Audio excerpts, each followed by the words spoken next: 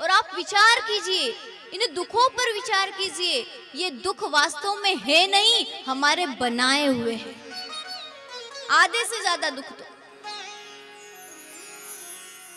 ये है मन का दुख। तन का दुख तो सबको पता है, मन का दुख बता दिया।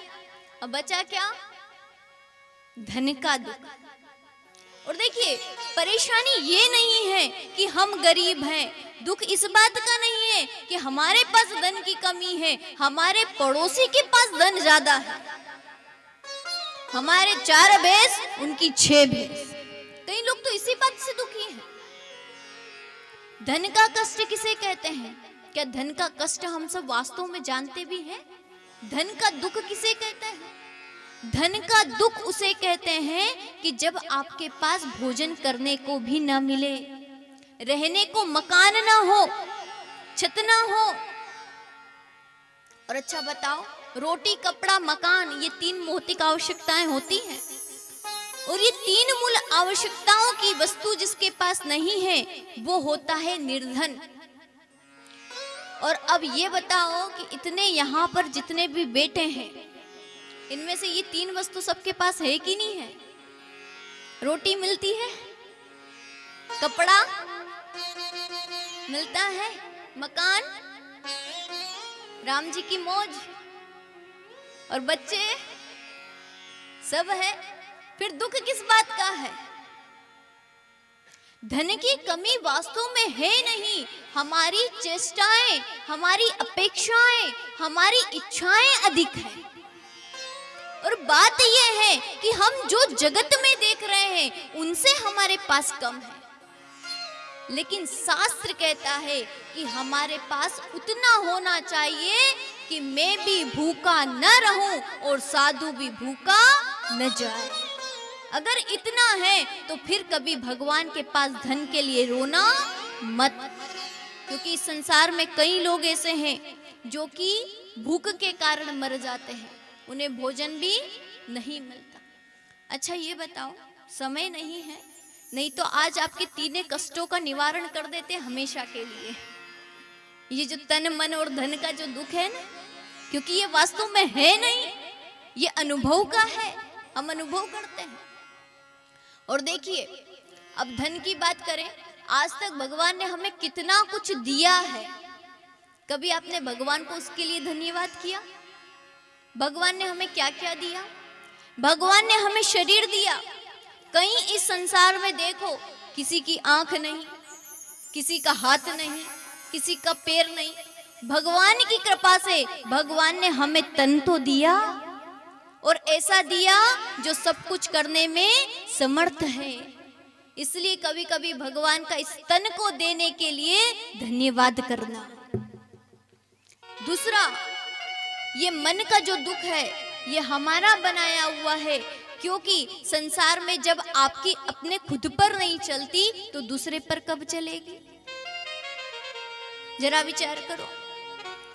कई लोग होंगे यहाँ पर, हमें ऐसे तो कोई दिखाई नहीं देते, अच्छा जिसे पाउच खाने की आदत हो। अच्छा ये सब छोड़ो, सबसे अच्छा उदाहरण ले लो चाय का। चाय के गुलाम आप हो कि नहीं हो? बताओ, आपकी खुद पर चलती है कि नहीं? जब आपकी जिह्वा चाय मांगे तो क्या करना पड़ता है? देना पड़ता है। तो आप बताओ, खुद के गुलाम हो कि नहीं हो? खुद की जिह्वा के गुलाम हो कि नहीं हो? और हम चाहते हैं कि हमारा बेटा हमारी मर्जी से चले, हमारी बहू हमारी मर्जी से चले। तो जब आपका खुद का शरीर आपकी मर्जी से नहीं चलता तो आपका बेटा और बहू कब आपकी मर्जी से चलेंगे? माताएं चाहती हैं कि पति हमेशा हमारे सदैव वश में रहे, और आप चाहते हैं कि माताएं सदैव हमसे दब करके रहें, हमारा वर्चस्व दिखो। अरे ये बताओ, जब तुम्हारे शरीर पर तुम्हारी नहीं चलती तो दूसरे पर कैसे चलेगी? कभी नहीं चल सकती। आप अपनी इच्छाओं को नियंत्रित नहीं कर सकते। और देखना, जो अपनी इच्छाओं को नियंत्रित कर ले, जो अपनी इंद्रियों को संयमित कर ले, वो सदैव ही इस विश्व विजेता है, उसने ही दुनिया को जीता है। इसलिए जितना है तो स्वयं को जितना, छोटी छोटी बातों पर दुखी होना बंद करो। इसीलिए कहते हैं कि जो श्री रामचंद्र जी प्रभु का दास बन जाता है उसे ये तीनों दुख सताते नहीं। भगवान की एकमात्र शरण ऐसी है जो तीनों प्रकार के दुखों का, तीनों प्रकार के तापों का नाश करती है।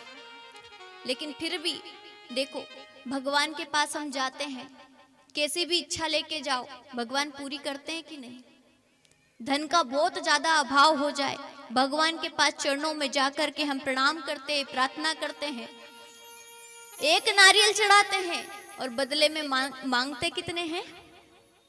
करोड़ों रुपए, लाखों रुपए एक नारियल के बदले। मान कैसे करते हैं?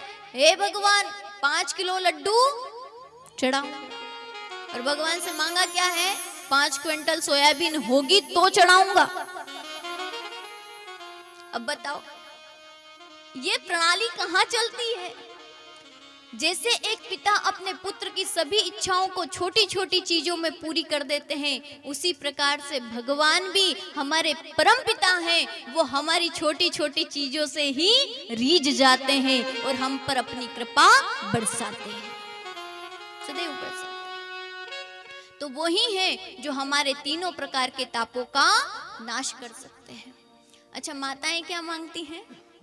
माताएं मांगती है पोता, और पोता तो मांगती हैं। देखिए, एक कथा हमें छोटी सी याद आ रही है कि एक बार एक माता थी, उन्होंने कथा में कहा, संत महाराज से कहा कि हमारे यहाँ कभी भी, हमारे यहाँ पुत्र तो है लेकिन पोता नहीं, कोई आशीर्वाद दे दो जिससे हमारे यहाँ पोता हो जाए। संत ने कहा कि मंदिर में जाकर के खूब अच्छे फल चढ़ा देना। माता ने मंदिर में जाकर के फल चढ़ाए। अब फल चढ़ा दिए, समय रहते हुए पुत्र भी हुआ, लेकिन जो पुत्र हुआ उसका सिर कैसा हुआ?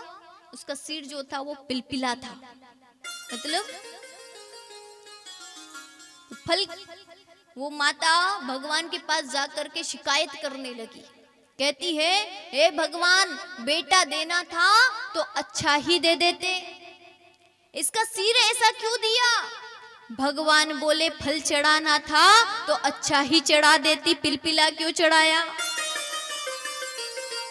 जैसा तेरा फल वैसा तेरा पोता। तो ये हमारी स्थिति है। तो भगवान हमारी इस प्रकार से सभी प्रकार के कष्टों का निवारण करते हैं। अब आइए ऐसे भगवान श्री कृष्ण के चरणों में प्रणाम करते हुए हम आगे बढ़े एक भजन के माध्यम से। ओ कैसे चुकाऊंगा मैं सांसों का मोल रे, ओ कैसे चुकाऊंगा मैं सांसों का मोल रे, जन्म देने वाले इतना तो बोल रे, जन्म देने वाले इतना तो बोल रे।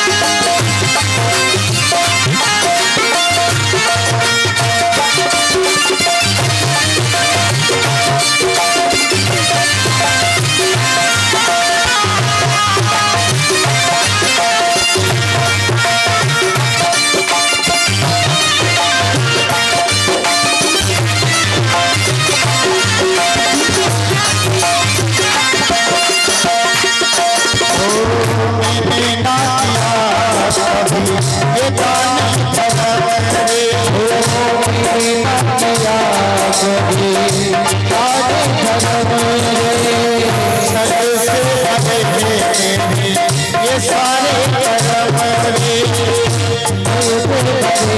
मेरे